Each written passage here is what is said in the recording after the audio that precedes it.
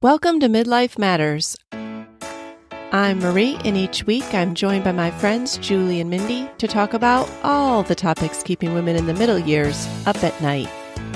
We all have those funny stories that we like to tell over and over, and often the best ones are the ones that were not so fun in the moment. They say laughter is the best medicine, and we've got some headed your way. Let's get started. Listeners, we've all heard the phrase, laughter is the best medicine. But what does that really mean? So I looked it up. According to the internet, humor increases interest and energy levels, reduces negative emotions, and can make others perceive you in a more positive manner. It can also help us to better remember new information. Well, who wouldn't want to take advantage of all that? And we certainly do at Midlife Matters. I mean, we definitely want you guys to perceive us in a positive manner. We definitely want to increase your interest and energy levels. And so we want to do funny stories. This is a request of a listener, and we are going to share some funny stories. And at first, when I heard this topic, I thought, what will I talk about? Has anything funny happened to me in my entire life? My mind drew a complete blank. What about you guys, Julie and Mindy? And first I did have to ask my family, hey, what are we always retelling? What stories are we all retelling? Right. And of course, everybody was like, I don't know. Right. But they quickly came back. I think they probably didn't want to remember because they were about them. So True. Yes. I had moments flash before my eyes. And I asked my family too, Julie. And it's amazing because it seems like there was a common theme, like somebody was always getting hurt. Yet somehow those are the funniest stories that stick with us. Yes. That's so funny because my daughter actually said to me this week, I was laughing because my son-in-law was having to go out in the pouring rain to load my granddaughter into the car, and he couldn't get the umbrella to work, and it's just coming down, and I start laughing, and my younger daughter goes, Mom, you are the type of person that laughs when people trip. And it's true, like, I can't help it. If they're not really hurt, it makes me laugh. That's how I feel. I'm like, I wait to see if they're hurt, and then I crack up. I'm like, can you do it again? And I can get it on video this time. That was hilarious. Yes. So listeners, you might hear our stories and think, I don't know if that sounds funny, but it really is funny. Nobody got hurt. Yes. No one was hurt in the making of this podcast. Right. Or at least they've recovered by now. Yes. And we could all look back on it with laughter now.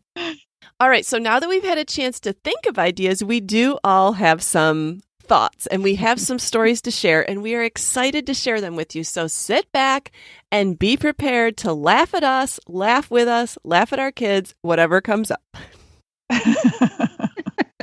Now I'm hoping that anybody else thinks this is funny because we certainly did. But I know. I looked at my list. I'm like, I don't know what people are going to think about me after they hear the things I find funny. Okay, well, who wants to go first? Julie or Mindy? Raise your hands. All right. Well, this one I'll tell on myself. I have so many pregnant stories, of course. You know, when you're pregnant, at least once, like you're going to have something happen. Sure. So I was fully pregnant, and these all happened with my fourth child. I don't know what was going on with me hormonally, but our family had just driven all day down to Florida for spring break. I was pregnant with Nathan, and there were a lot of fires in Florida. So like the air was kind of smoky, and I just felt nauseous all day. And you know how you feel when you're pregnant, when you're just like constantly nauseous and you're just trying to like hold it back. So like I was constantly like swallowing, like just trying to keep it down. Chewing I just some felt gum. like it's like right under the surface. Yeah. You know, like that's how I felt all day. We get to our condo. We get everyone in there. We're putting things away. The other three kids are, you know, figuring out where they're sleeping and things like that. And I'm in my room and Bryce is sitting on the bed. And all of a sudden, I smell the most horrid smell ever. And I lose it. Like everything I had held down all day comes up, which I hadn't even eaten all day. I couldn't. And I go to the bathroom and I cannot stop myself. Like I'm throwing up repeatedly. And I'm in there and I'm talking and I'm like, I haven't even eaten today. What is this red stuff that's coming up? It looked like red pepper. And I'm like, I haven't even eaten red pepper. Bryce is losing it. He's laughing so hard on the bed. Now, why would he be laughing at this? It was him farting. Oh. So, yeah, Bryce, I'm telling the world because he thinks it's hilarious. I'm like, I've been holding this back all day. You fart one time and I am throwing up and can't stop. And he just thinks that is just the best story ever. And I am still upset about it. Well, what was the red pepper, Mindy? Like, what was the red? I have no idea what was in my system. I'm like, I couldn't even eat or drink all day. I had been holding it back. Like, oh, well, it sounds like Bryce needed to sleep on the couch that night and leave you with the whole bed to yourself. Oh, he was in trouble. He was in big trouble. He still finds it hilarious to this day. And I can finally talk about it without wanting to like maim him or hurt him. Oh. All right. Well, now we're the type of people that laugh when someone gets hurt. And I guess we laugh when there are funny bodily functions. Apparently. Which there's so many. Yes. True. All right, Julie, what are you laughing about in your house? Okay. Well, a lot of my funny stories involved travel, it seemed. And one time we went to Washington, D.C. This is when the kids were, I think they were 16, 14, and 10. We were at the Air and Space Museum, which is one of our family favorites. And at that time, the cafeteria in the Air and Space Museum was a McDonald's, unfortunately. Yes, we've been to that one. Yeah. I get it. Maybe it still is there. I don't know. But we had eaten lunch and the kids all got Happy Meals. The Happy Meal toys at that time were little mini Beanie Babies on a keychain. Oh, fun. So, yeah. Oh, yeah. So we are, after lunch, we're back out in the museum and we're looking at the area downstairs where all the rockets are and the, like the lunar landing stuff, all the moon, trip to the moon stuff is right there. And there's this huge replica of the surface of the moon with the lunar landing module on it, and it's roped off and it's a big display.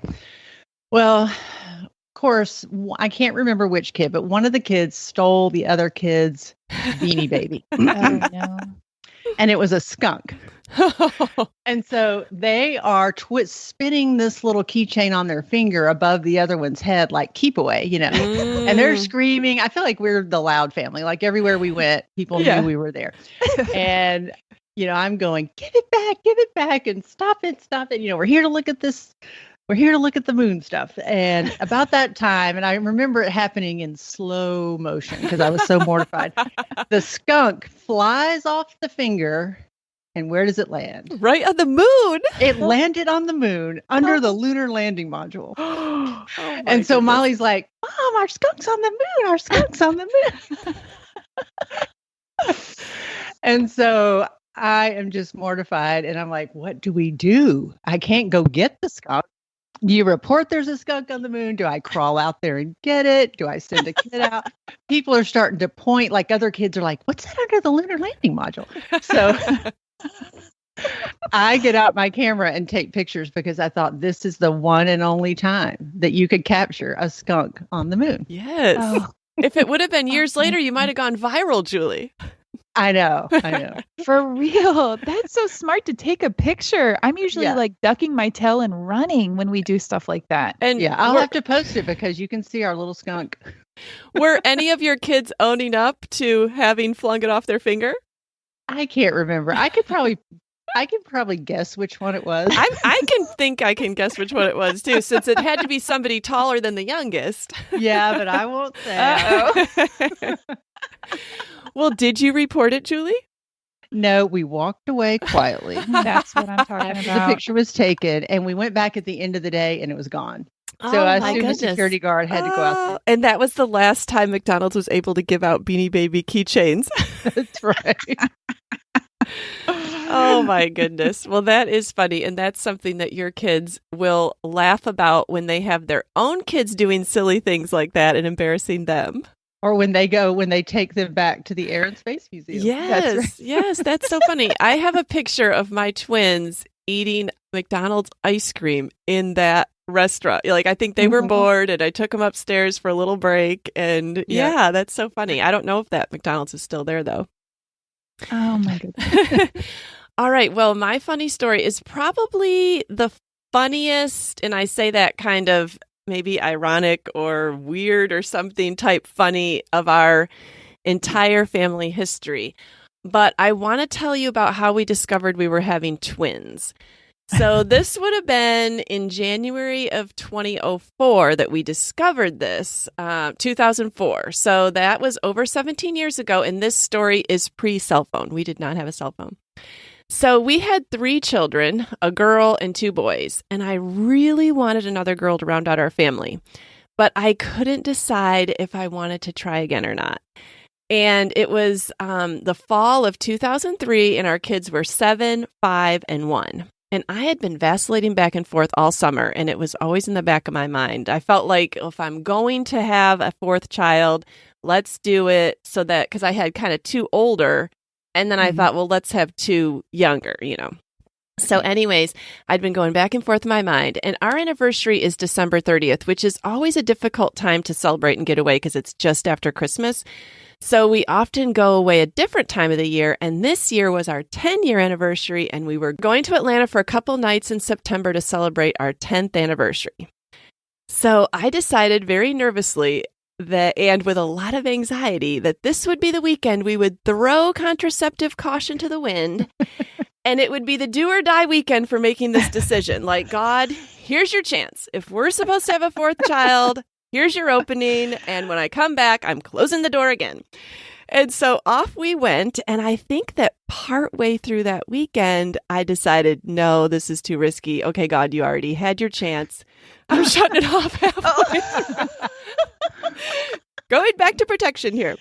So anyways, I obviously was very unsure and nervous about this decision. And then we came home and I was like, oh, it probably didn't even happen. Like, I kind of put it out of my mind. So we get to October and I'm pregnant, but I'm kind of in denial. And I do go for my first checkup, but I don't tell a soul other than Steve.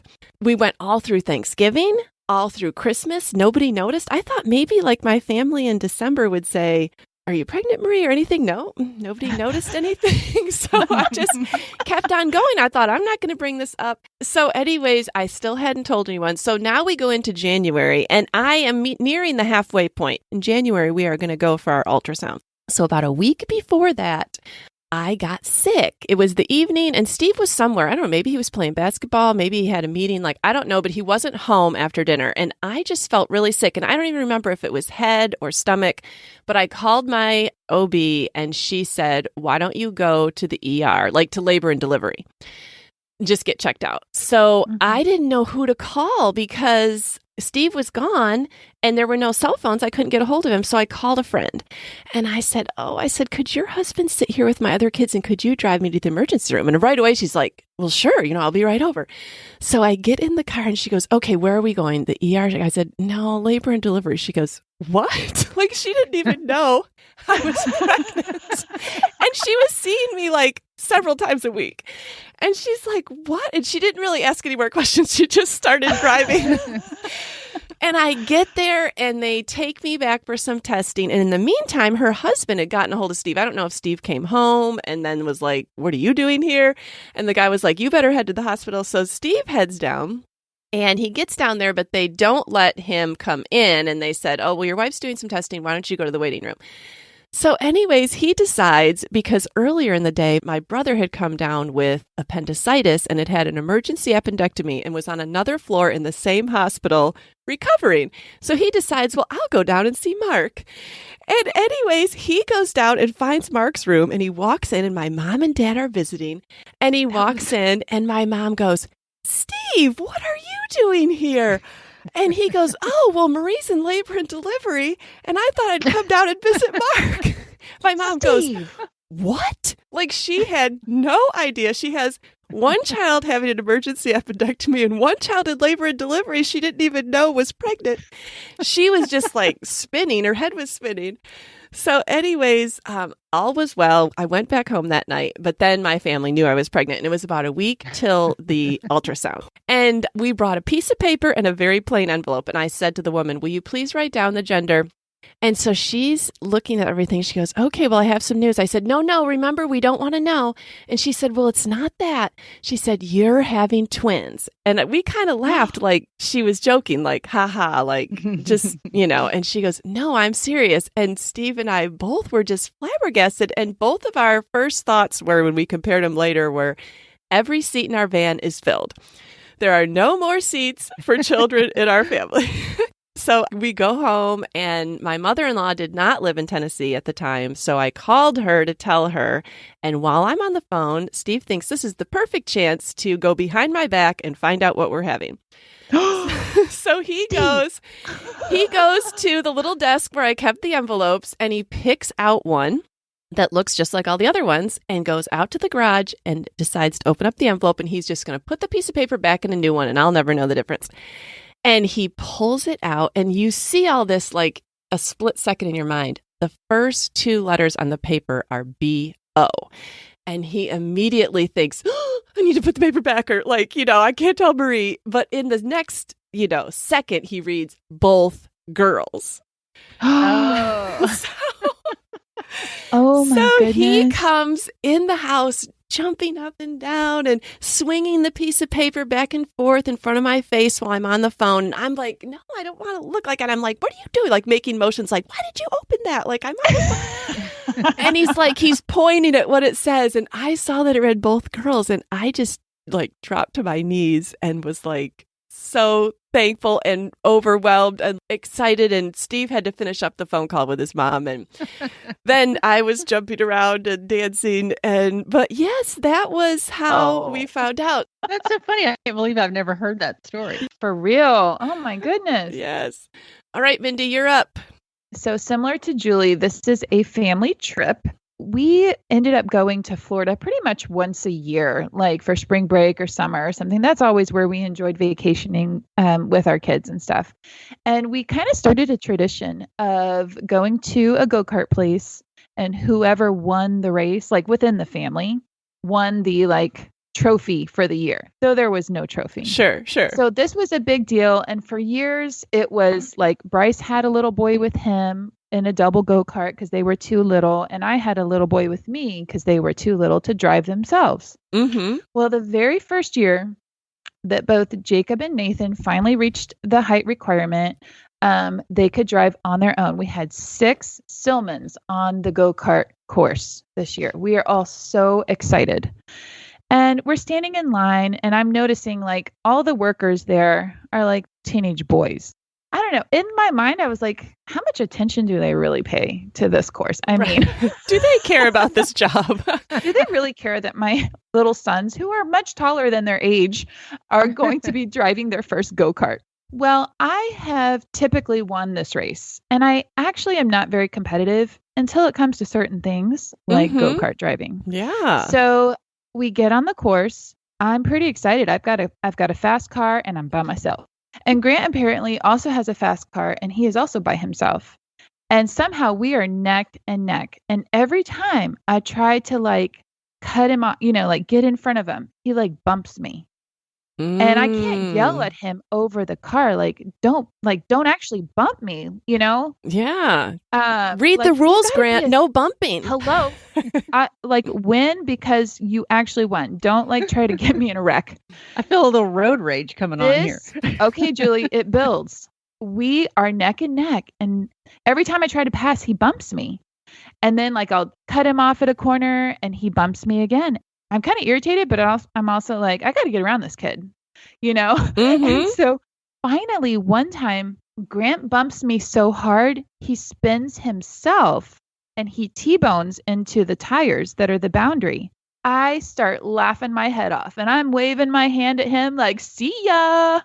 And I'm winning at this point because he's stuck T-boned at a corner on the tire. And I'm so excited. I'm like, I won. I go around the track. It's like the lap of victory is how I'm feeling. And I'm just so excited. And I come up over the hill and back towards the beginning, and the teenage boy that's running the track is standing in the middle of the track, pointing at me and telling his hand is saying, "Come here." And I'm like, I'm looking around like, well, Grant's gone. Like all this happens in my mind. Grant's gone. Like, why is he? Why would I get in trouble? You're pointing at me? I stop and he says, "Ma'am, you're getting kicked off the track. There's no roughhousing." Oh. And I look over and I'm like, the blood drains from my face. I never get in trouble. My face, the teenage boy is kicking me off the track. I'm like, I want to tell, it was his fault. Like he was the one that was bumping me. Take my son instead. I know.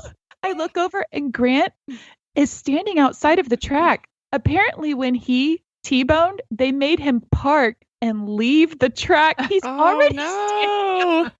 And I have to go in and park and go out and stand with Grant. And I do not stand next to him because now we're both mad. Right.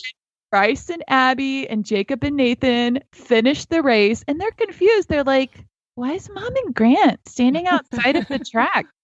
Well, unbeknownst to me, Jacob and Nathan on their first grand ride were nitpicking at each other around the track too. Like not as aggressive apparently as Grant and I. Yeah. So when everyone parks and we all get outside, Bryce and Abby are like, what happened? Like, what's going on? And I'm still like mad. Jacob and Nathan get out. They start wrestling like in the grass. Like they're going at it. Grant and I are like furthest like from each other that we can get. Like we're talking major socially distanced at this point. And Bryce and Abby put their arms around each other and they're like, this is the best day ever. Like, look at this. Like we are... The circus has come to town. I know. We can't take the Silmans anywhere. Once they got Grant talking, of course, I disagreed with what he was saying. So then I started talking. So then we're all talking. Jacob and Nathan are wrestling. And I'm like, we need to leave. We need to get out of here. They still joke that there is a sign with our pictures on it saying that we are not allowed to ride go-karts at that. Did you ever go back there on vacation, Mindy? We actually have not been back there. It's the Golden Gate Park in Panama City. All right, Julie, do you have another embarrassing kid story for us? I do. All right, David is our youngest, and being the youngest, he always liked to do things that the other kids were doing. You know, he didn't get to stay young very long. So he liked to take showers instead of baths, like baths were for babies. So he always liked to take a shower, and he had asked to take a shower in our shower, in our bedroom, or in our bathroom. And it was the kind that's like built in the corner tile shower with 2 glass walls and the glass door. And so he would often get in there and just play. So I was like, I've got a break. Just left him alone. I got the water started, just left him alone. Didn't hear anything. Probably an hour goes by, and I was like, this has been great. An hour, Julie. He could have drowned. Well, no, like, see, it wasn't like in a bath, I'd have to worry about that, but not the shower. So I do decide to go in there. I think John is home. I think it must have been on a Saturday. We walk in there and we can see water that has covered our entire bathroom floor out to our bedroom floor. Oh my goodness. And the only thing that was keeping it from coming out was our air vents, our air ducts are in the floor. So all that water was pouring down our entire ductwork. Oh my goodness. So we go in, of course, we're like, what are you doing? I mean, we are mad. This is not a story that was funny until years later. But we notice he has got washcloths blocking the drain, over the drain. And then he's lined all the cracks around the glass door with more washcloths to block it. Oh my goodness. He's built a dam. Yes. And he's about 4, probably. Maybe older. I don't know. We were like, what were you thinking? And his explanation was he wanted to fill the whole shower up to the top, make it like at the aquarium.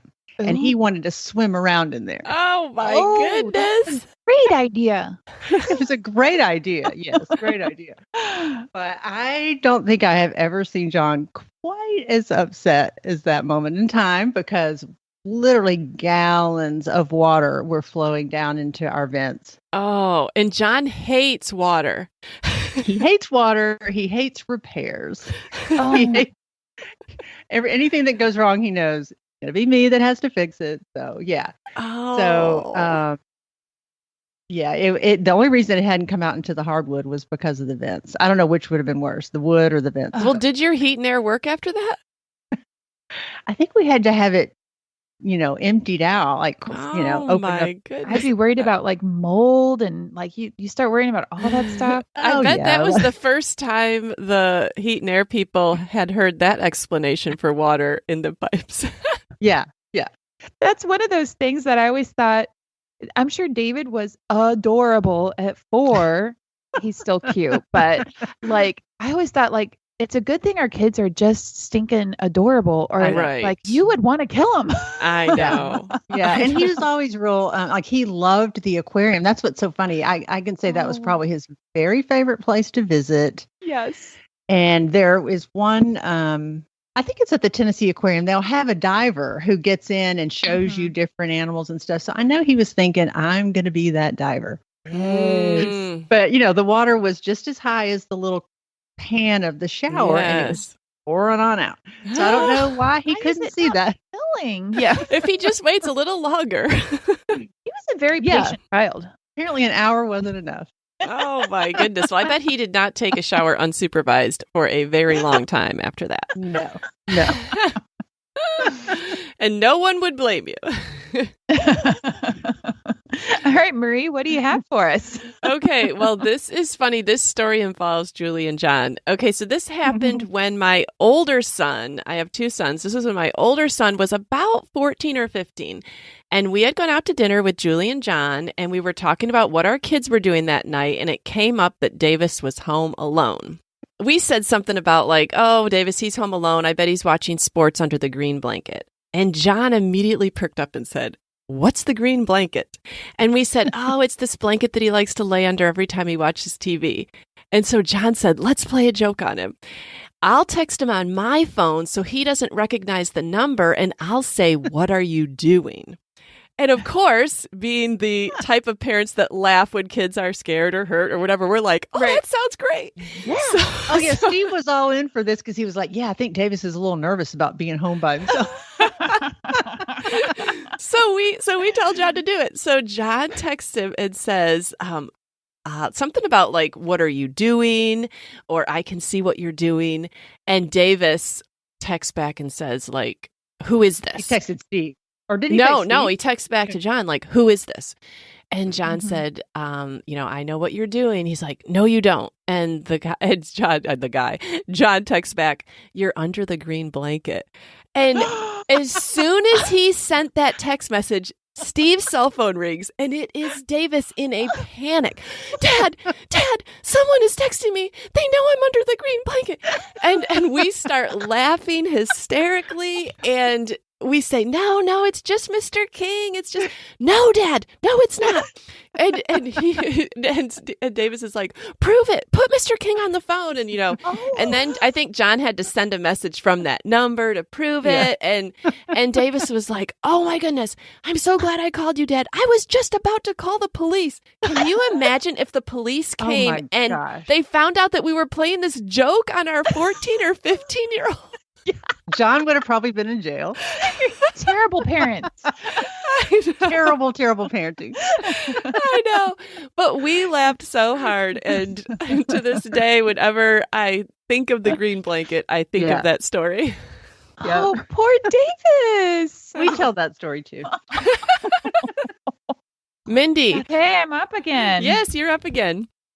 Okay, I have so many like little things. And so I think that there was a period of time where our family was just a little bit notorious. Like somehow people knew us, and it wasn't usually for good things. So I'm just going to make a list of the bad things that we did when our kids were very little, and we we're really just on the struggle bus. Well, is this bad things that you did or bad things your kids did? There's a list. All right, tell us. You decide. Okay. All right, I'm just going to start with the list.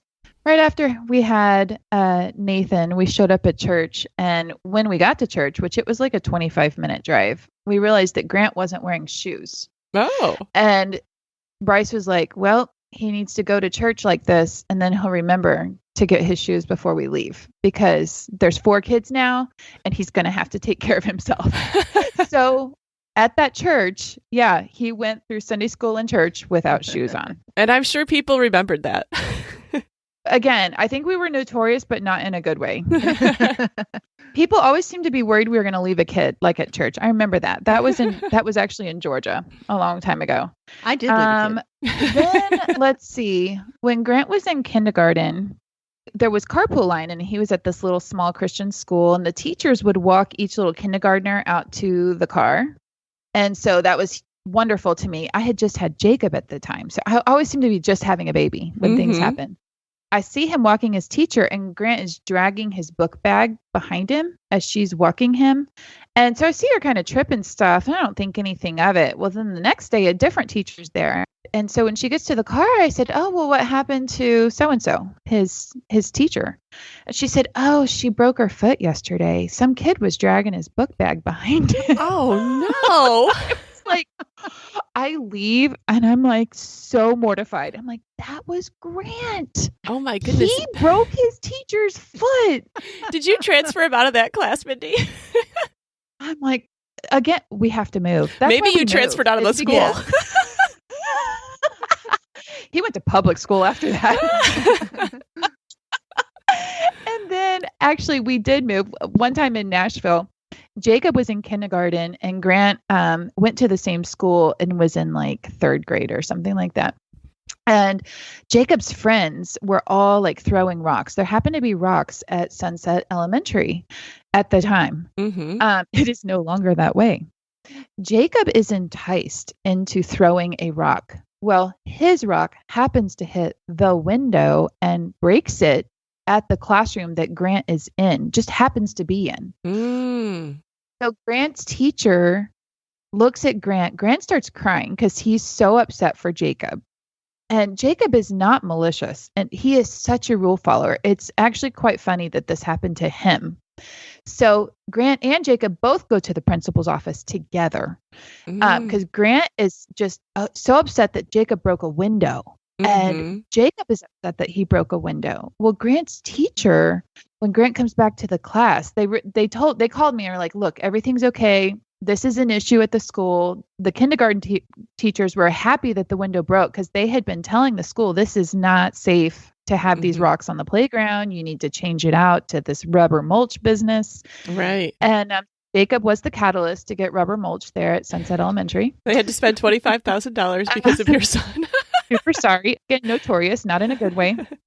Well, Grant's teacher, when Grant gets back to the class, Grant told me he remembers this. She came to him and she said, Grant, is everything okay at home? Oh, because this is reminding me of the episode of The Middle. With the beer bottle and Frankie. Yeah. Grant, is everything okay at home? Because Jacob threw that rock and she thought he was throwing it at him because Grant happened to be in the classroom. And I'm like, no, like that. It was purely an accident. These coincidences follow you guys everywhere. Yeah. My gosh. So also in Nashville, we left Grant at the Paninsky's house one time. Bryce and I both thought that we had him in the car. We had driven separate to church and then went to the Paninsky's for like the Sunday school lunch. We get home, we realize Grant is missing, and we had left him at Alan and Delinia's house. And they call, they're like, missing anything? We're like, no, like, what's up? Something here of yours. A major thing. You need to come back right now. So anyways, I feel like there's just this list of things that happen. We have all these vacation stories of like Jacob falling into cactus, Bryce getting attacked by a seagull. I told the story before about how Nathan left us on the beach and walked across the street. Like the Lord has really watched over our family, and the fact that we're still like moving and surviving and together. It's just Have amazing. all your limbs. It's like, wow, he's really just kind of watched over us and protected us through the years. Yes. Well, when you have a big family, you are going to run into those things. It's just a fact of life. Yes. For sure. All right, Julie, what do you have? What story are you going to share? This story also involves traveling. This story isn't that embarrassing, but our family just likes to talk about it because it was so fun. The first year we homeschooled, John had a meeting to go to in Boston at Harvard. It was a medical meeting. And since we were homeschooling, he said, well, why don't you guys come with me? So we drove because this was right after 9/11 and some people in our family didn't really want to fly. Mhm. So we Probably you, Julie. Actually, it was our older kids. Oh, and was John. it? Okay. Oh. And he likes to drive. So we went to Boston first, and then we went to New York City first, and then went to Boston for the meeting. So here we are. We've loaded up our giant Suburban. And, when you travel by car, you travel differently. You don't have your nice, pretty luggage. You have duffel bags, maybe even a trash bag. Yeah. Right. You have, every kid has a pillow and a stuffed animal and a blanket. They have snacks. We even had a big cooler in the car that had King written in Sharpie across the top. That's how we traveled. So we're a Hampton Inn family. That's where we like to stay. And John has stayed there a lot. So he's a Hilton Honors member. And so we're always looking for deals. We had a Hampton Inn in Manhattan. And on the way, he said, I'm just going to call ahead and see if they have any better deals. So the guy on the other end of the phone said, this is really odd, but the Waldorf has a cheap rate right now. And they are owned by Hilton. So he even had to get off the phone and say, I need to clarify this. Like, this is almost too good to be true. Yeah. So it was true. The Waldorf was cheaper than the Hampton Inn in Manhattan. Wow. So we said, we'll take it. When we get there, they even upgrade us to the Waldorf Towers for no extra charge. Fancy. It was miraculous. It really was. So here we are. We pull up down kind of underground, in the parking. And the bellman comes out to get our luggage. And here, I remember all our, quote, luggage is on the cart going into the Waldorf. And we're in the Suburban with the big Tennessee license plate. Oh, my goodness. And Beverly Hillbillies. Yes. It's like we're giving off Beverly Hillbilly vibes here. And the kids are walking in with their blankets and their stuffed animals and their SpongeBob pillowcases. And we looked terrible. Like we'd driven 14 hours. Like you've been living in the car. Yeah. Like we lived there. Yeah. And then the big red King cooler comes out and it goes on the car. And we're going through the most beautiful lobby, that's been in all these movies. And so we get checked in and we're in the Waldorf Towers, which is amazing. It was the most opulent place I'd ever been. It was a 4 or 5 room suite. It had an entry hall with fresh flower arrangements in the entry hall, 2 bedrooms with tapestry bedspreads and real furniture, antique furniture, a black and white marble bathroom that was just gorgeous. And so we're, how when you walk in a room, you're opening doors and checking it all out. Well, the kids have gone nuts. They are fighting over the 2 bathrobes, that are hanging in the, they've already got the bathrobes on, and John and I are just walking around looking, and, they're looking in the bathroom, turning on the water, everything. And then they are jumping from the bed to bed to bed, hopping on the bed. My goodness. Well, they've been in the car 14 hours, Julie. Yeah, we don't even really notice the chaos because we have been cooped up for 14 hours in a car. So this seems better. Well, the phone rings. The phone rings. No, excuse me, but we've received a complaint from the person below you that you are making entirely too much noise. Oh, it was so embarrassing, though, because I just thought that they're probably thinking, that's that Tennessee couple. Yes. With all those kids. Everyone knew who it was, Julie. And that trash bag for their youngest.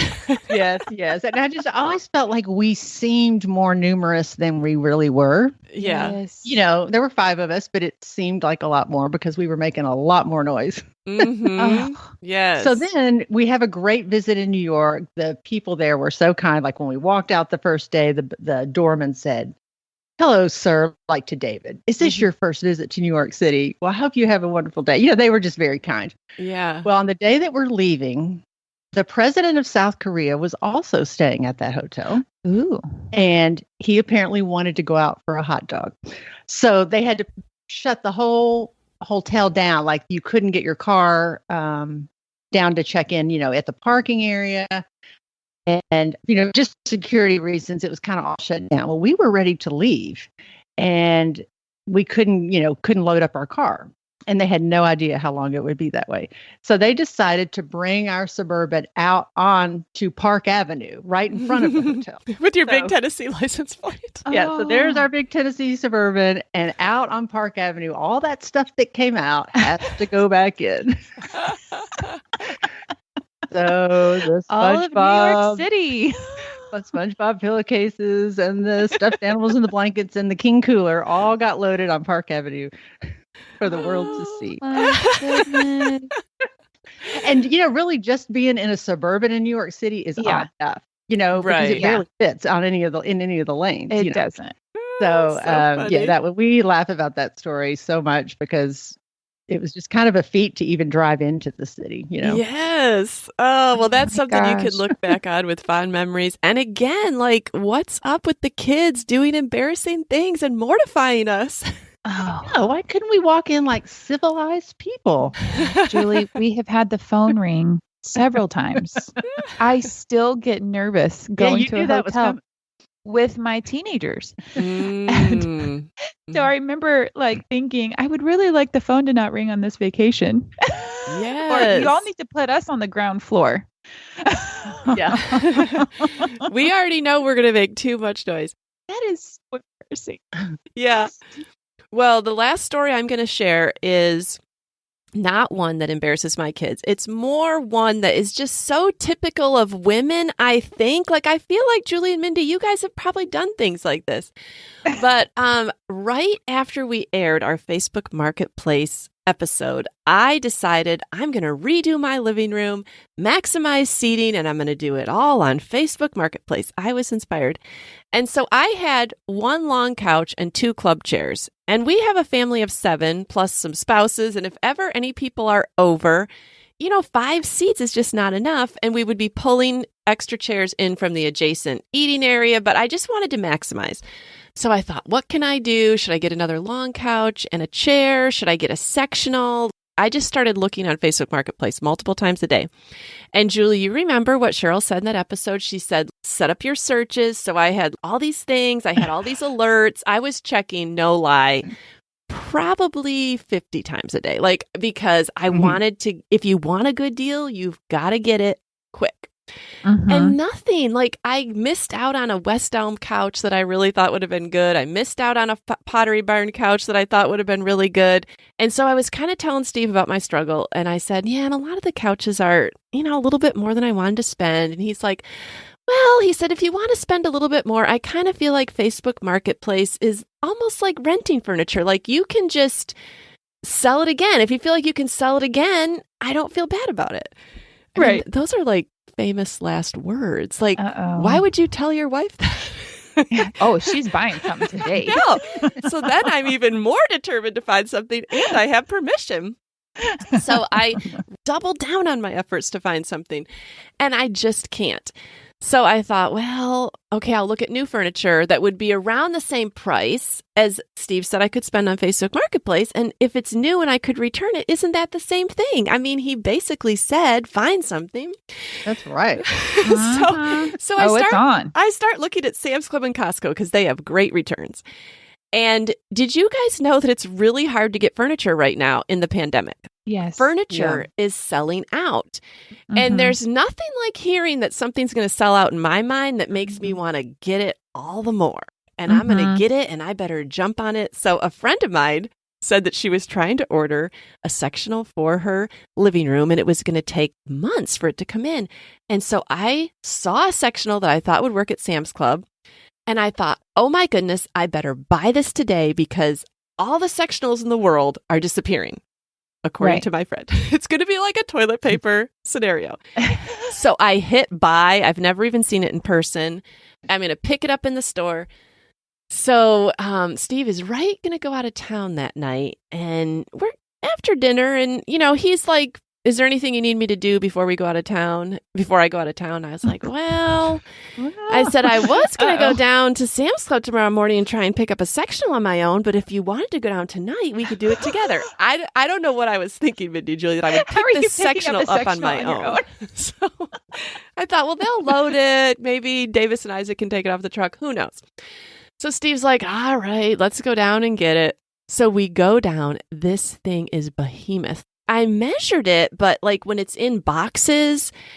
And so he spends at least 45 minutes trying to load the boxes on the truck so that he doesn't have to make 2 trips. And he has those frustrating bungee cords and those straps that, never work the right way, trying to get him to tighten. And I can tell he's regretting ever telling me, is there anything that you want me to do? Already thinking this is not a good idea. But we pull up and we get Isaac out, and then they unload it. He and Isaac are struggling with this thing, and we unbox it on the porch to even fit it through the door.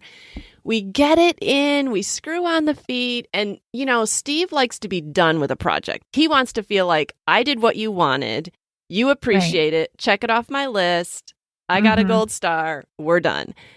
But I'm sitting there looking at it in the living room thinking, oh, this is really big. I don't know if I like this. And Lauren's jumping up and down. Oh, Mom, I love this sectional. This is so nice. I can picture myself eating breakfast here every morning. And I'm thinking, really? I just don't. I know. I'm thinking, really? I just don't know if it looks that good. It looks great, Mom. And I'm thinking, I don't know. So it's already 10 o'clock at night by this time. By the time they have gone down to Sam's Club and have it in the room. So Steve goes, I got to go up and pack for tomorrow. And so I sit down on this couch and everyone has left the room. And I have that sinking feeling like, what have I done? Like, this is the biggest item I could possibly bring home and then want to return. So I get on my phone and out of sheer habit, because I've been checking 50 times a day, I immediately go to Facebook Marketplace. And 5 minutes before, someone had listed this really great custom pottery barred sofa. 5 minutes before, Mindy and Julie, as we were struggling with this huge sectional, someone was listing something that I actually did want. So I immediately hit, is this available?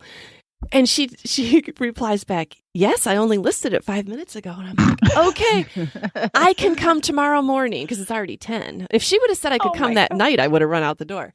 He came home. He came home like on a Friday night after being gone all week, and I still don't really say anything to him. And I didn't bring it up that night. I don't know. He didn't even ask me about the gigantic thing covered with blankets in the garage or why I have still not done anything with this sectional in the living room. And on Saturday, when he was feeling more relaxed, I casually mentioned that I did not want to keep that sectional. He's like, oh, I can't think about taking that back right now. We did take it back that night, went through the whole rigmarole, only now it's even harder because there's no boxes to protect it. We have to use all these blankets, trying not to ruin it. Get it all the way down, do the walk of shame over to customer service because I feel bad about returning that, like embarrassed. Oh. And we leave, and I'm just like getting in the car. I'm like, oh, I can't go back there for a while now. Like, Sam's Club is now going out of business. It was so funny because we were over there the other night, and I walk in, and I was like, oh, Marie, you have new furniture. I haven't seen this. I didn't know about this. And Steve goes, yeah, Marie rents furniture.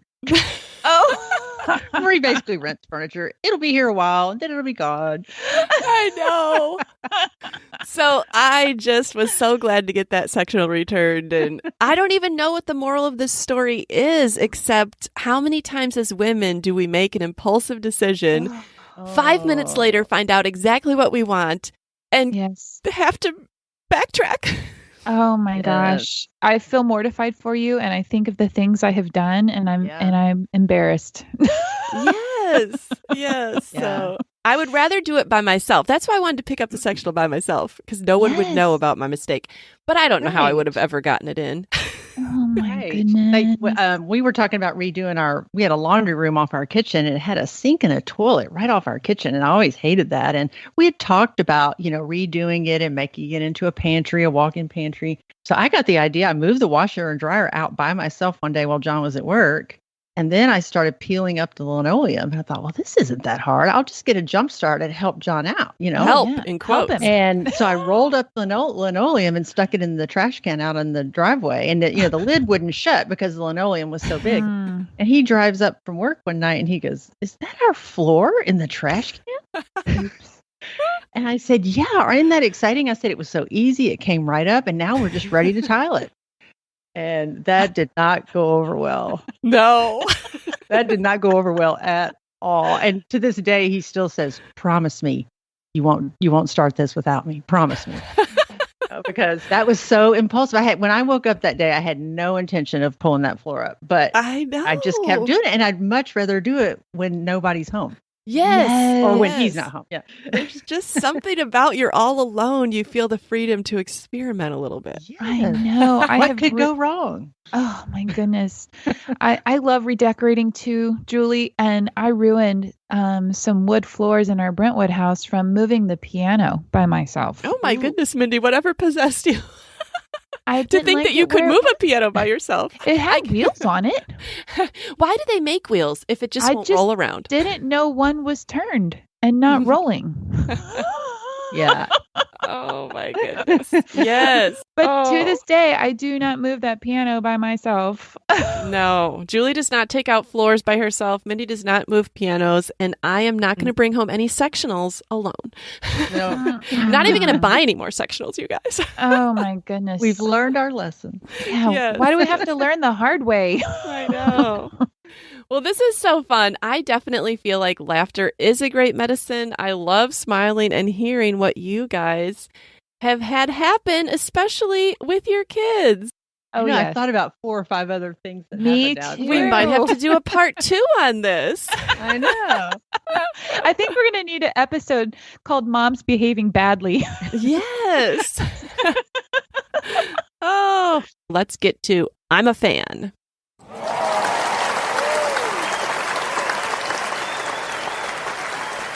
All right, Mindy, what have you been saving to share with listeners? Okay, my favorite coffee. I'm always changing what kind of coffee I love, but right now my favorite coffee is Peet's Coffee. And it always seems to be pretty fresh. Like you can buy it whole bean or ground.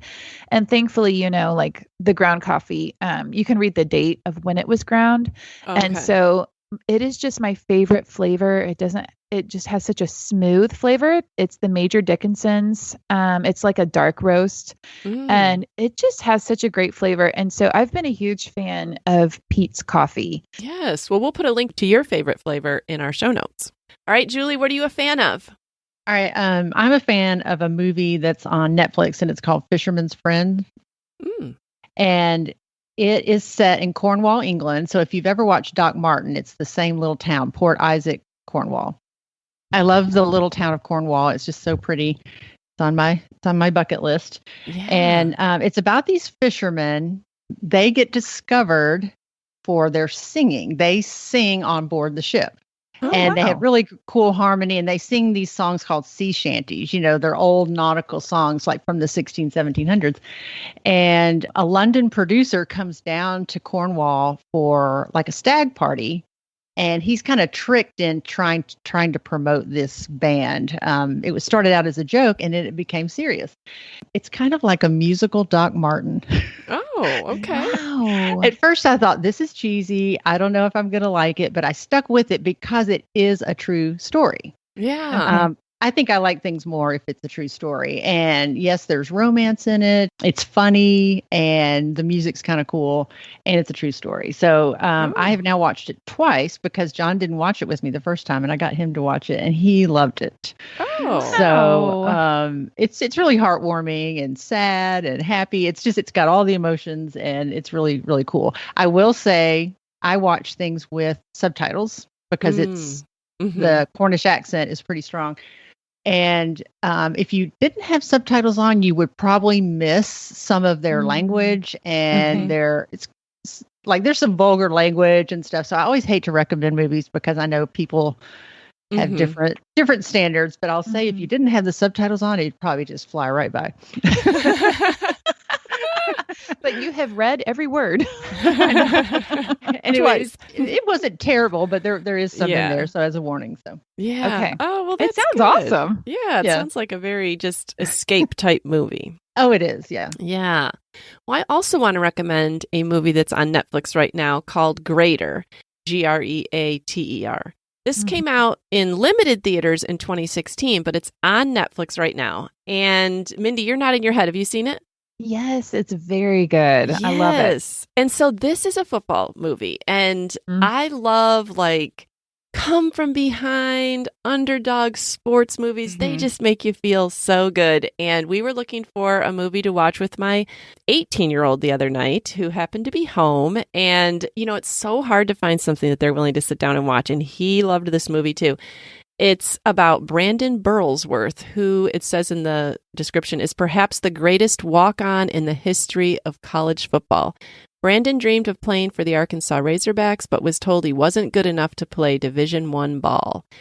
And this just goes on to show how he fights the odds and how he does play. And he's such an inspiring person. Like, you just enjoy the whole story. So if you are looking for a great movie to watch with anyone, really, but especially if you're trying to connect with your sons, this is awesome. It is amazing. And I will add to that, Marie, it has inspired so many people. Even when Grant graduated and he went to his football banquet up in Pennsylvania, we all went to that. There is a Brandon Burlsworth Award given now to football players that show that type of integrity on and off the field, like Brandon did. And what's really cool, Marie, is that the award is you do get a copy of the movie, you get a plaque, and you also get a pair of glasses that look like his glasses in the movie. Yeah. It is really an incredible story. And it's based on a true story. Right. Yes. So I urge any listeners that have not seen that to watch it. I don't think you'll be disappointed. Yeah. All right. Well, you guys, I enjoyed laughing with you so much. Listeners, we would love to hear your funny stories. Contact us at midlifematterspodcast@gmail.com or come and find us on Instagram. This week, we will definitely be posting the picture of the Beanie Baby on the moon. Maybe we can get some other pictures that we can share. Before we go, I also want to make an announcement that next week we will not have a new episode of Midlife Matters because we are all on spring break and we all just decided that we need a week off. So take this time to go back and listen to some of our older episodes if you've not gotten the chance. And we hope you'll be with us again the following week. Thank you guys for being open about the things y'all have gone through. It was good to laugh. Yes. All right. We'll talk to you later. We'll talk to you in 2 weeks. 2 weeks. Right. Bye, girls. Bye-bye. We're so happy you joined us today. You can find the show notes for this episode at midlifematterspodcast.com. Also, please tell a friend about the show and help them hit the free subscribe button on their favorite podcast app. Be sure to follow us on Instagram at Midlife Matters Podcast. That's where we post pictures and stories about all the things we talk about in each episode. Thanks for listening, and we'll see you next week.